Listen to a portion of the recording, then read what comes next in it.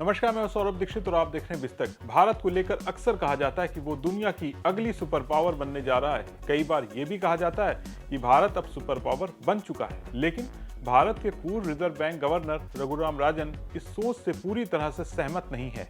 रघुराम राजन ने एक बड़ी चेतावनी भी दी है। भारत के सुपर पावर बनने की बात पर उन्होंने एक बड़ी बात कही है। इस वीडियो में आपको सब कुछ बताएंगे। रघुराम राजन का क्या कहना है, उन्होंने क्या चेतावनी दी है, सब कुछ आपको विस्तार के साथ हम बताने वाले हैं। वीडियो पसंद आए तो इसे लाइक और शेयर जरूर करिएगा। रघुराम राजन का कहना है कि भारत में क्षमता जरूर है, लेकिन अभी उसे दुनिया की सुपर पावर कहना जल्दबाजी होगी। रघुराम राजन ने ये बात एक पॉडकास्ट के दौरान कही। उन्होंने साफ शब्दों में कहा कि भारत को सुपर पावर कह देना असल मेहनत से ध्यान भटका सकता है। उनके मुताबिक भारत सही दिशा में जरूर आगे बढ़ रहा है, लेकिन अभी इस मुकाम तक पहुंचने में कई दशक लग सकते हैं। रघुराम राजन ने यह भी कहा कि सपने देखना जरूरी है, बड़े लक्ष्य रखना भी जरूरी है, लेकिन सपनों और हकीकत में फर्क समझना उससे भी ज्यादा जरूरी है। उनके शब्दों में हमें महत्वाकांक्षा रखनी चाहिए, बड़े सपने देखने चाहिए, लेकिन ये भी देखना होगा कि हम वहां तक पहुंचने के लिए तैयार हैं या नहीं। अब आपको रघुराम राजन की चेतावनी के बारे में बताते हैं। राजन ने चेतावनी दी है, अगर हम बार बार ये कहने लगें कि भारत पहले ही सुपर पावर बन चुका है, तो हम उन कमजोरियों को नजरअंदाज कर देंगे जिन पर अभी काम करना बाकी है। उन्होंने कहा कि भारत को अभी नौकरियों, स्किल्ड, शिक्षा और संस्थाओं जैसे अहम क्षेत्रों में काफी सुधार करने की जरूरत है। रघुराम राजन के मुताबिक सिर्फ तेज आर्थिक विकास या अंतर्राष्ट्रीय मंचों पर चर्चा में आना किसी देश को सुपर पावर नहीं बनाता है।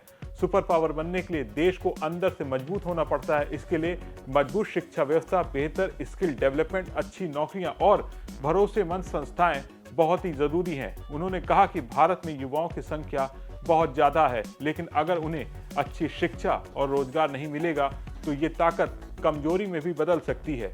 इसलिए युवाओं पर निवेश करना भारत के भविष्य के लिए सबसे अहम है। रघुराम राजन ने यह भी कहा कि भारत की मौजूदा आर्थिक तरक्की हमें लापरवाह नहीं बना देनी चाहिए। उन्होंने माना कि देश में महंगाई पर काबू, बुनियादी ढांचे का विकास और आर्थिक स्थिरता जैसे क्षेत्रों में काफी सुधार हुआ है, लेकिन इसके बावजूद अभी कई चुनौतियां बनी हुई हैं।